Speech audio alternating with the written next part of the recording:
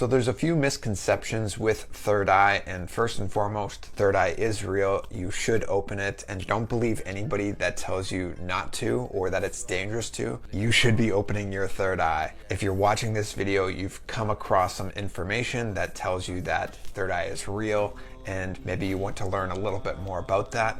From my experience, third eye is 100% incredible to experience. It is safe to have your third eye opened, and it is very, very easy to have it open as well. All it takes is a simple initiation from an enlightened master, like lighting a candle from another candle. As fast as you open your two eyes, an enlightened being can open your third eye. And it doesn't even take the touch of a thumb onto your third eye as well. It can happen through diksha in various different ways. Third eye is a simple initiation, and it doesn't necessarily happen the way that you might perceive that it should happen. I remember the very first time I was ever introduced to ice hockey. I remember walking into the rink with my dad and my brother, and all of a sudden I saw this kid slide into the boards and pop his head up over the boards. And this was the very first time that I had ever seen anybody skate, never mind play ice hockey. That moment itself was an initiation for me into the world of ice hockey. Fast forward, I ended up becoming a professional ice hockey player, and my whole life was revolved around ice hockey.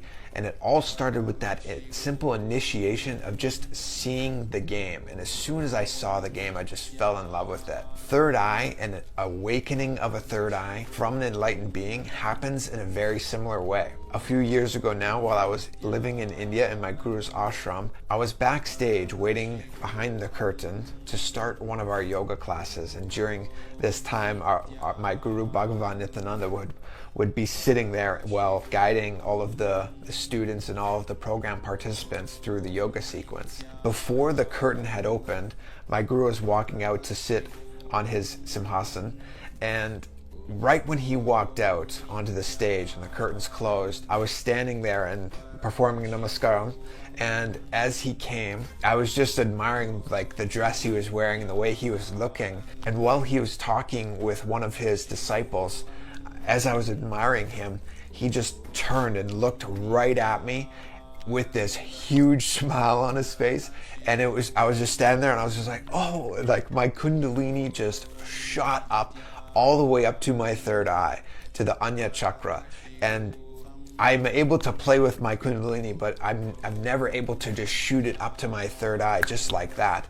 But in that moment, all he did was look at me, and it awakened my third eye. And it was just like that, the snap of a finger, and it was just this shot of bliss.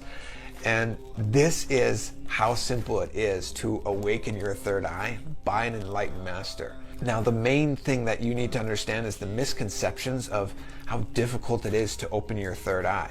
You can have your third eye opened as soon as you're done watching this video. You can click on what's known as a oneness capsule by Bhagavan Nityananda, and you literally just watch him initiate other people. When you have that darshan, when you have that sight of a divine being in the samadhi space, in that higher state of consciousness, that itself is an initiation into third eye awakening, and it's very, very simple. Now, the problem is, yes, as we grow and live in this matrix lifestyle, our pineal glands become calcified, our bodies become extremely toxic. We are just overwhelmed with various different problems on the physical body, that it takes more time to have the third eye open and express.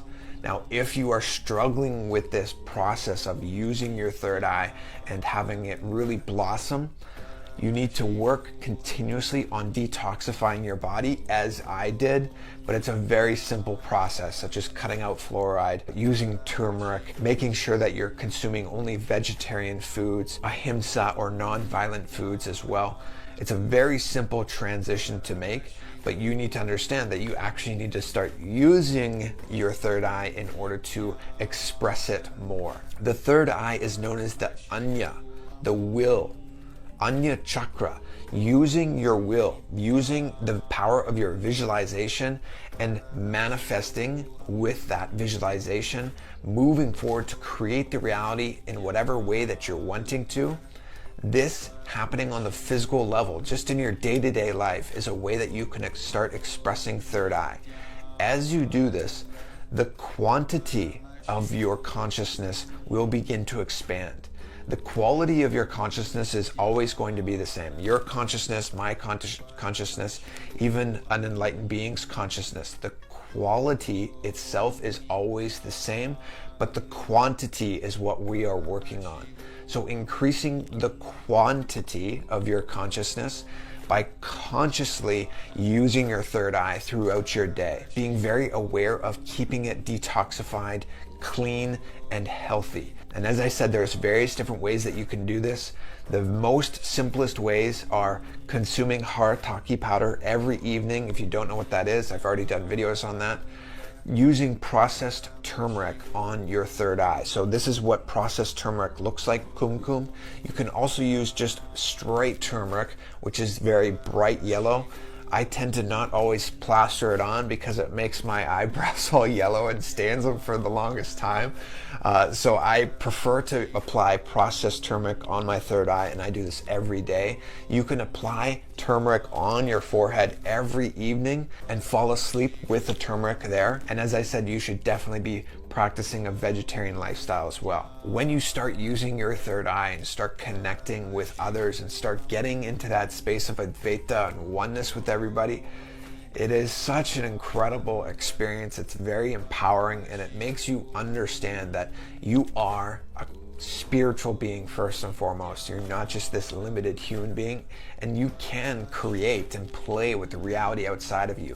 You can manifest the various different Shaktis, powers. You should be. From that space itself, it's a way for you to connect deeper and deeper to the divine. And actually, one of the most recent comments that I got, somebody was saying that you should not be using your third eye. It's a distraction from enlightenment. How is it a danger against your enlightenment to scan somebody with your third eye and be able to see, oh, you have a liver issue, you need to get that checked out, you need to consume a little bit of harataki or neem juice to help heal that issue?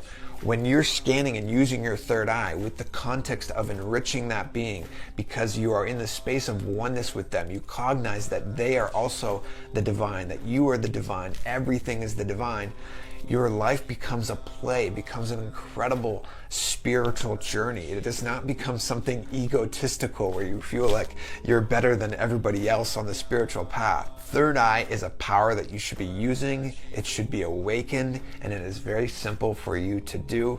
With that, this rant is over. If you enjoyed, subscribe to the channel. My name is Dhritananda, the Blissful Athlete. I'm a proud disciple of Bhagavan Nityananda, and I highly, highly recommend opening and using your third eye and increasing the quantity of your consciousness by using it every day. Thank you for tuning in. Nityanandam, and be blissful.